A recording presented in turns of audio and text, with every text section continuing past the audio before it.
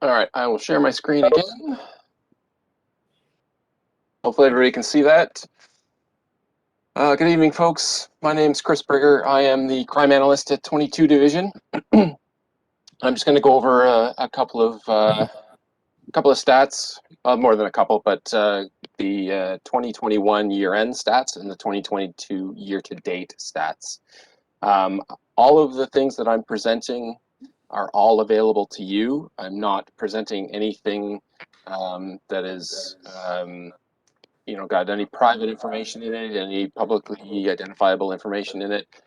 This has all been anonymized and is available for public consumption, everything that I'm showing you tonight. And you can take a look at it yourself there at that website, data.torontopolice.on.ca. So everything that I'm showing you is available for you to have a look at on your own. We'll just take a quick look at the year-end stats for 2021. It's sort of a little bit of a mix. We were above the prior year in a couple of these MCIs. These are the major crime indicators. The top crimes that we kind of look at and compare year to year. And then a couple of them we were below the year prior. So for assaults, we were a little bit above, not much. 1,100 assaults in 2021, about 8.5% above the year prior. So kind of on par. Auto thefts, we were above. Across the city, that's the same case. We were right at maybe a little bit higher than the city average. As you can see, the city was about 13%. We were at 17%. So an increase across the board in auto thefts from 2020 to 2021. Break and enters, we were below. Break and enters and robberies, we were both below the year prior. That same trend exists with the rest of the city as well. So 324 break and enters, 75 less than the year prior, and 103 robberies, which is 68 less than the year prior. So down quite a bit for robberies. That's probably largely due to COVID restrictions. Homicides looks like a big percentage there. I mean, obviously we don't want any homicides, but it is only an increase of 1 from the year prior. So 3 in all of 2021, and just 1 more than 2020. Sexual assaults, fortunately an increase there as well. Not a huge number in terms of the increase. The absolute number only 12 higher, but again, we don't want any of these to be going up.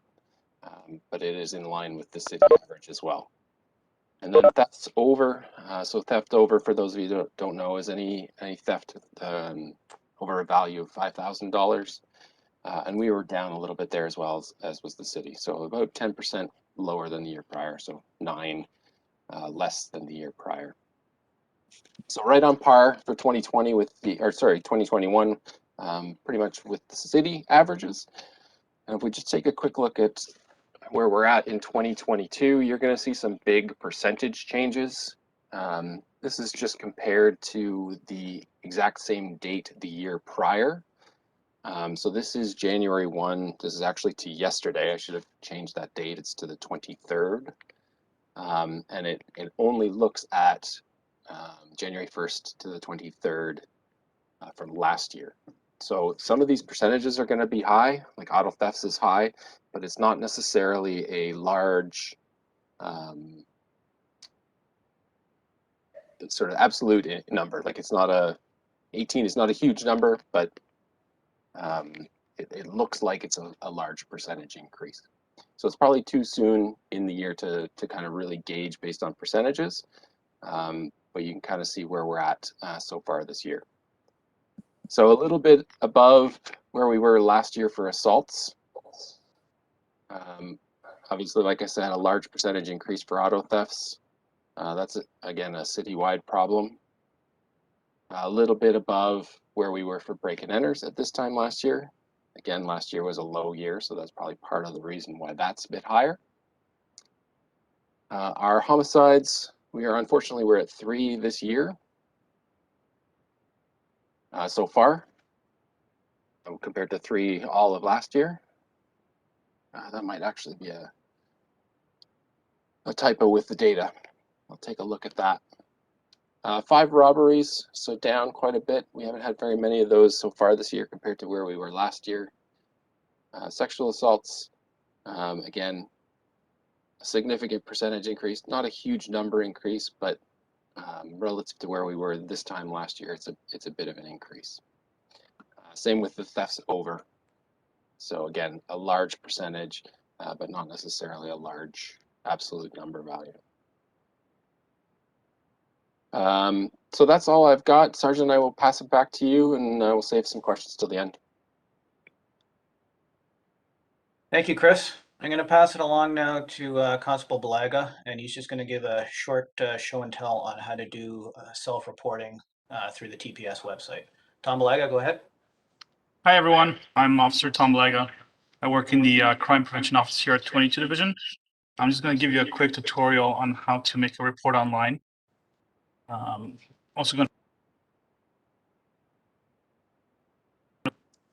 to put a link in the chat for anybody who wants to save it for later.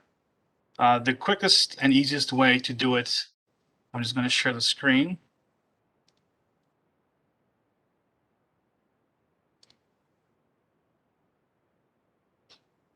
Here we are. Instead of typing the whole thing in, it's probably easier just to go to Google and search up Toronto Police Online Report.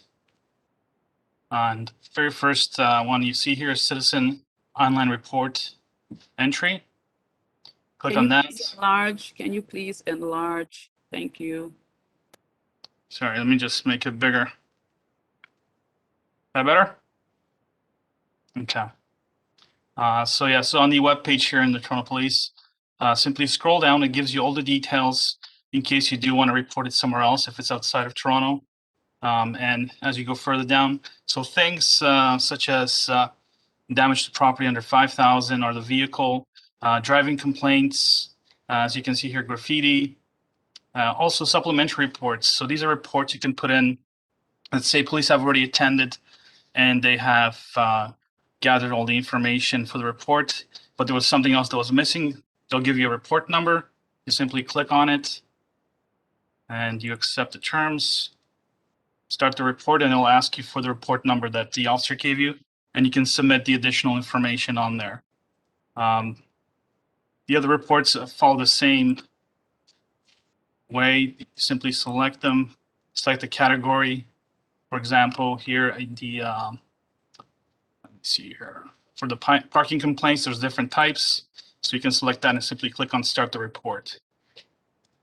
These reports are all forwarded to the police officers that work in our crime unit. And they will then they will either action them or they will forward them on to investigators to look at. Okay. And one other thing I just want to quickly show is there's also Toronto Crime Stoppers. You can Google that. And that's if you'd like to make an anonymous report. For some people, I guess if you see any suspicious activities, you can also click on to submit a tip. Just fill out the fields that you can. And that will also be forwarded to the Crime Stoppers, which will then be forwarded to officers to action. Okay, and that's it for that. Okay, thanks, Tom. I was actually going to move into the neighborhoods right now, but since you're here, Tom, why don't you just go ahead with the little presentation on the Winter Watch Traffic campaign, and then Jimmy Karpik, PC Karpik is our traffic complaints officer. I'll introduce him briefly, but go ahead with the video first there, Tom. Okay.